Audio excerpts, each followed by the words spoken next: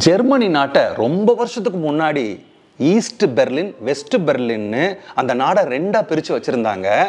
இதில் முக்கியமான விஷயம் என்னென்னா, ஈஸ்ட் பெர்லினுக்கும் வெஸ்ட் பெர்லினுக்கும் நடுவில் பெரிய ஒரு செவர் எழுப்பி வச்சுருந்தாங்க, வால் கட்டி வச்சுருந்தாங்க. ஈஸ்ட் பெர்லின்காரங்க வெஸ்ட் பெர்லின்காரங்களை பிரிக்கிறதுக்காக, நீ இந்த கோட்டை தாண்டி வரக்கூடாது, நான் அந்த கோட்டை தாண்டி வரக்கூடாதுன்னு பெரிய செவர் எழுப்பி வச்சுருந்தாங்க. இதை பார்க்கறதுக்காக ஒரு ஜேர்னலிஸ்ட் லேடி வேற நாட்டில இருந்து வந்து இதெல்லாம் அப்சர்வ் பண்ணிட்டு இருக்காங்க. ஈஸ்ட் பெர்லின் வெஸ்ட் பெர்லினை பார்த்து இந்த மக்களோடையும் பேசுறாங்க, அந்த மக்களோடையும் பேசுறாங்க, இடையில இருக்கிற அந்த செவரையும் பார்க்குறாங்க. எல்லாம் பண்ணி முடிச்சதுக்கு அப்புறம் அவங்க செவுத்து மேலே ஏறி நின்று கொஞ்சம் அப்சர்வ் பண்ணி பார்க்குறாங்க. அப்போ ஈஸ்ட் பெர்லின்காரங்க அவங்க கிட்ட இருந்த நல்ல விஷயங்களை கொண்டு வந்து மேலே வைக்கிறாங்க. நல்ல உடை, நல்ல பழம், நல்ல பொருட்கள் வைக்கிறாங்க. இந்த வெஸ்ட் பெர்லின்காரங்க என்ன பண்றாங்க, அவங்க கிட்ட இருக்கிற அழுக்கு, குப்பை, கந்தல் துணி, வேஸ்ட் இதெல்லாம் தூக்கி போடுறாங்க.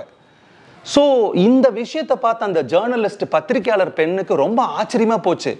இந்த ஈஸ்ட் பெர்லின்காரங்க எல்லாம் நல்ல நல்ல விஷயங்களை பண்றாங்க, இவங்க இப்படி பண்றாங்க, சரி இவங்களை பார்த்து பேச வேண்டாம், இவங்களை பார்த்து பேச போலான்னு சொல்லிட்டு இந்த ஈஸ்ட் பெர்லின்காரங்க கிட்ட போய் இந்த ஜேர்னலிஸ்ட் பொண்ணு கேட்குறாங்க, ஏங்க அவங்க பார்த்தீங்கன்னா அழுகுன முட்டை, பழைய தோல், அது இதுன்னு கந்தல் துணி, குப்பை எல்லாம் தூக்கி தூக்கி போடுறாங்க, ஆனால் நீங்கள் உங்ககிட்ட இருக்கிற நல்ல விஷயங்களை கொடுக்குறீங்க, அதுக்கு பதிலாக நீங்கள் ஒன்றுமே பண்ணலையா அப்படின்னு சொன்னதுக்கு இவங்க சொன்ன பதில் பாருங்க, யார் யார்கிட்ட என்னென்னு இருக்கோ அதை அவங்க வெளிப்படுத்துவாங்க, அதை அவங்க கொடுப்பாங்க.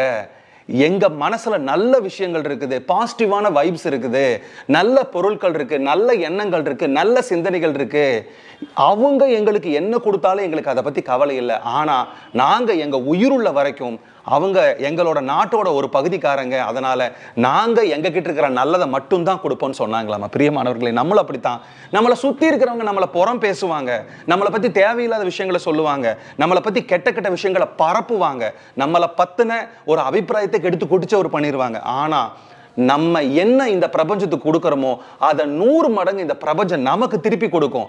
மற்றவங்க கொடுக்கறத பத்தி நம்ம கவலைப்படாம எல்லையில்லாத இந்த பிரபஞ்சத்துக்கு கொடுக்கும்போது எல்லையில்லாத விஷயங்கள் நம்ம கிடைக்கும். நம்மளும் இந்த ஈஸ்ட் பெர்லின்காரங்க மாதிரி இருக்கலாம். அப்பதான் வாழ்க்கையில நல்ல நிலையை அடைய முடியும்.